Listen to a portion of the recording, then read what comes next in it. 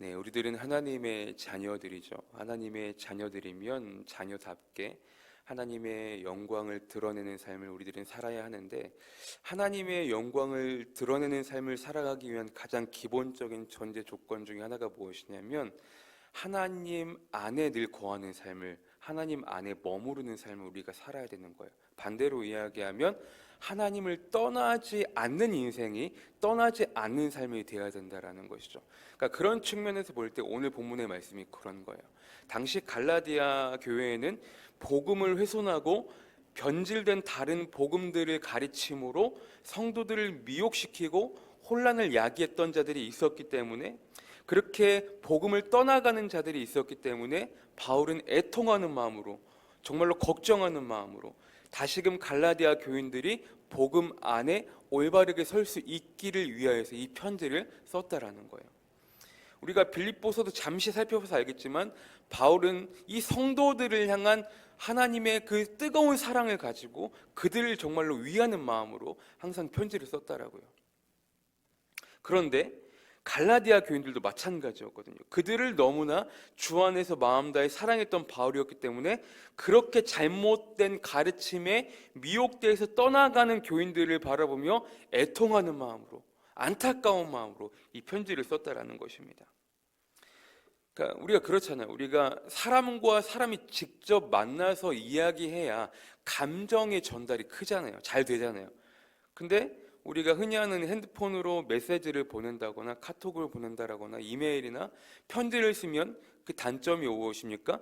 우리가 직접 만나서 이야기하는 것만큼 감정의 전달이 쉽지가 않아요. 그런데 반대로 이 편지라는 것의 뚜렷한 장점은 무엇이냐? 받는 사람의 입장에서 그 편지를 쓴 사람의 진정성, 그 진심을 느낄 수 있다는 게 편지의 장점이란 말이에요. 이 성경이 그렇거든요. 그러니까 어떤 모든 성경이 다 마찬가지겠지만 특히나 이 서신서들이 그래요. 우리가 아무 생각 없이 이 성경을 읽다 보면 그 편지를 쓴 사람이 어떠한 마음으로 이 편지를 쓴 놓치기가 쉽단 말이죠. 그런데 특히나 이 서신서들이 마찬가지예요. 우리가 이 집중해서 어떠한 상황인지 어떠한 정황인지 우리가 이 편지를 잘 하나하나 잘 읽다 보면 그 편지를 쓴 사람의 의도와 진정성과 마음을 느끼기가 참 생각보다 쉽단 말이에요. 오늘 이 갈라디아서가 그렇거든요. 바울이 애통하는 마음, 그렇게 변질된 복음을 가르치고 변질된 복음을 증거하는 사람을 위해서 하나님을 저버리고 복음을 저버리는 그 사람들을 볼 때 애통하는 마음과 정말로 너무나 슬픈 마음으로 이 편지를 작성했단 말이죠. 특별히 오늘 본문 6절부터 9절까지가 그렇거든요. 갈라디아 교인들이 왜곡된 복음에 대항하면서 정말로 아끼는 마음으로 그들을 질책하며 책망하는 마음으로 6절부터 9절까지 편지를 썼단 말이에요. 오늘은 그 내용 중에 특별히 이 6절 말씀을 조금 더 집중적으로 살펴보려고 합니다. 자, 6절을 보세요. 그리스도의 은혜로 너희를 부르신 이를 이같이 속히 떠나 다른 복음을 따르는 것을 내가 이상하게 여기노라. 이 한 구절에서 중요하게 생각해야 될 세 가지의 포인트가 있어요. 첫 번째는 무엇이냐? 그리스도의 은혜로 너희를 불렀다. 두 번째는 이같이 속히 떠나갔다. 세 번째는 다른 복음을 따라갔다. 이 세 가지가 중요해요. 자, 첫 번째로 볼 것은 바울이 이 갈라디아서 1장 1절에서 자신을 소개하는 인사에서도 분명하게 밝혔잖아요. 나는 사람들에게서 난 것도 아니고 사람으로 말미암은 것도 아니고 오직 그리스도와 그를 죽은 자 가운데 살리신 하나님 아버지로 말미암아 사도가 되었다라고 자신을 분명히 소개하잖아요. 이것은 바울에게만 해당되는 내용이 아니라 당시 복음을 받아들이고 합당한 복음을 참여한 갈라디아 교인들에게도 동일한 내용이란 말이죠. 결국 죽을 수밖에 없었던 나를, 우리를, 그들을 그리스도의 은혜로 불러주신 거잖아요. 그런데 두 번째로 그러한 갈라디아 교인들이 6절 중반절에 뭐라고 이야기합니까? 너희를 부르신 이를 이같이 속히 떠나갔다. 급히 떠나갔다. 바울의 입장에서는 참 참담한 거예요. 마음이 아픈 거예요. 분명 구원은 행함으로 받는 것이 아니라 예수 그리스도를 온전히 믿는 믿음으로 말미암아 구원을 얻는다라는 이 절대적인 진리인 복음을 그들은 받아들인 거란 말이에요. 하지만 그들에게 들려온 소식은 무엇입니까? 잘못된 율법주의자들에 의해서 율법주의에 불과한 것만 받아들이기 위해 올바른 복음을, 진리를 급히, 빨리, 속히 외면한 그들에게 바울은 참담한 심정을 금치 못하고 있는 거예요.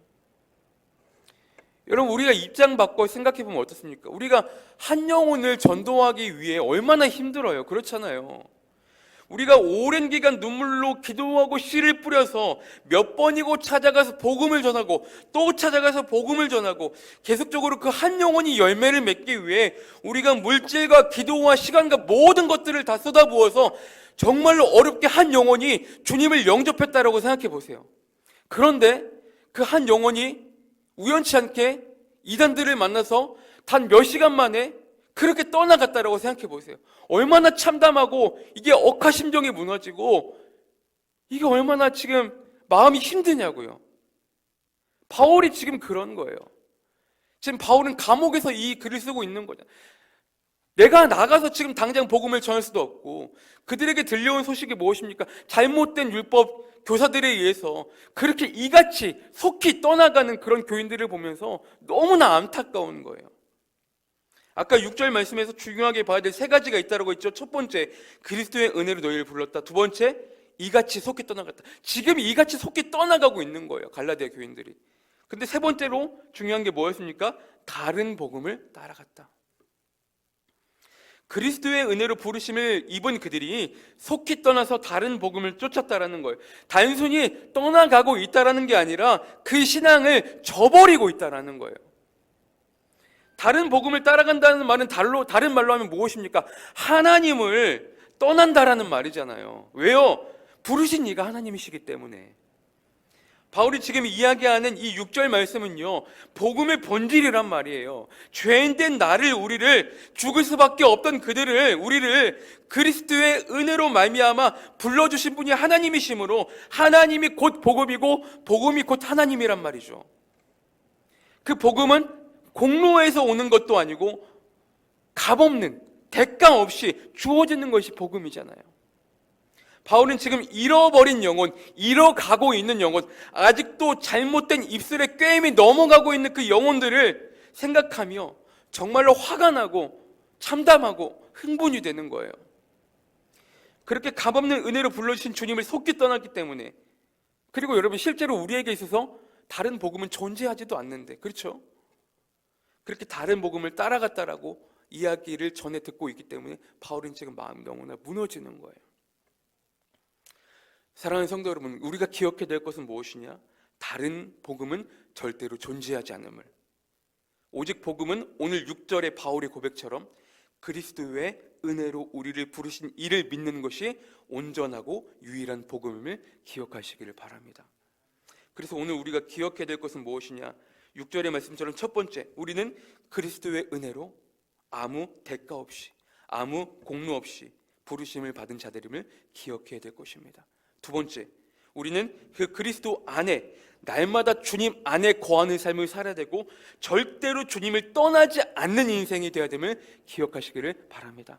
마지막 세 번째, 우리에게는 절대로 다른 복음은 존재하지 않음을, 우리에게 복음이란 나를 위해 십자가에서 피 흘려 돌아가신 예수 그리스도를 온전히 믿는 것임을, 그렇게 우리를 구원하시고자 하시기 위해서 독생자 예수 그리스도를 이 땅 가운데 보내시기까지 우리를 사랑하신 하나님의 뜻을 알고 하나님을 마음 다해 온전히 사랑하는 것이 진짜 복음임을, 유일한 복음임을 기억하시기를 바랍니다.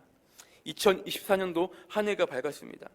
2024년도 우리에게 주어진 그 복음 안에 우리가 올바로 서 있을 수 있는 귀하고 복된 한 해가 되기를 주님의 이름으로 축복합니다.